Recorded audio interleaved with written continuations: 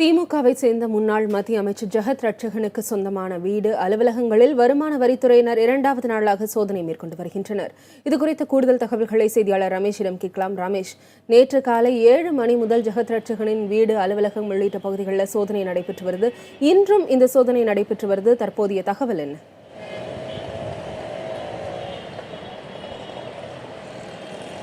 அதாவது இடைவிடாமல் தொடர்ந்து 30 மணி நேரமாக இந்த வருமான வரி சோதனை என்பது நடைபெற்று வருகிறது. நாம் தற்போது இந்த அடையாறு கஸ்தூரிபாய் நகர் முதல் தெருவில் இருக்கக்கூடிய அவரது இல்லத்திற்கு அருகே இருக்கிறோம். அந்த இல்லத்திலும் இந்த 30 மணி நேர சோதனை என்பது தொடர்ந்து நடைபெற்று வருகிறது.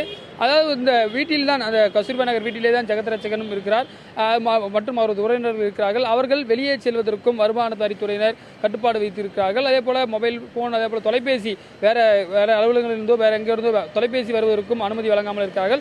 40 இடங்களில் இது போன்ற ஒரு ஆய்வு என்பது நடைபெற்றுக் கொண்டிருக்கிறது. புதுச்சேரியிலும் கூட அந்த வருமான வரித்துறையினர் நட்சத்திர விடுதியிலே ஆய்வு செய்து கொண்டிருக்கிறார்கள்.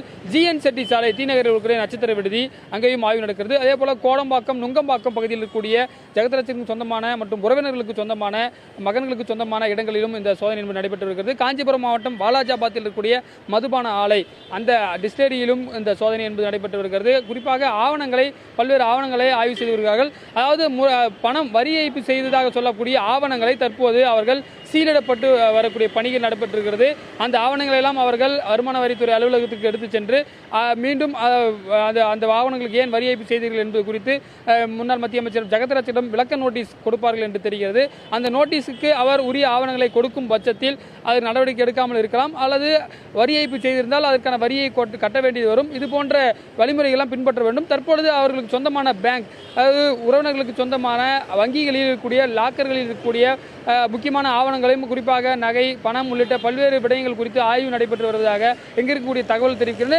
இருந்தாலும் அதிகாரப்பூர்வ தகவல் எதுவும் வருமான வரித்துறை சார்பில் இதுவரை வெளியிடப்படவில்லை. திவ்யா. ரமேஷ், தற்போது கணக்கில் வராத பணம் ஏதேனும் கைப்பற்றப்பட்டதா?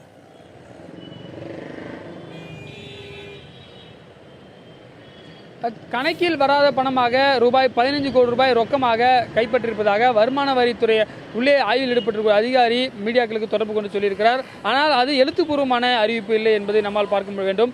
குறிப்பாக 200 கோடி ரூபாய் அளவிற்கு வரி ஏய்ப்பு செய்ததற்கான ஆவணங்கள் கிடைத்திருப்பதாக சொல்கிறார்கள். அதுவும் அந்த உரிய விசாரணையில் போது அது உண்மையிலேயே வரி ஏய்ப்பு செய்யப்பட்ட ஆவணங்களா அல்லது அது கட்டப்பட்டிருக்கிறதா என்பது விளக்கம் அளிக்கக்கூடிய நோட்டீஸ்கள் இருக்கும் பட்சத்தில் அதை உரித்து நடவடிக்கைகள் இருக்கும் என்று இருக்கக்கூடிய தகவல் நமக்கு தெரிவிக்கின்றன. இந்த 40 இடங்களிலும் ஆய்வு என்பது இன்னும் ஒரு சில மணி நேரங்களில் முடிவடைவதற்கு வாய்ப்பு இருப்பதாகவும் நம்மளுக்கு அந்த வருமான வரித்துறை சார்பில் கிடைக்கக்கூடிய தகவலாக பார்க்க முடிகிறது.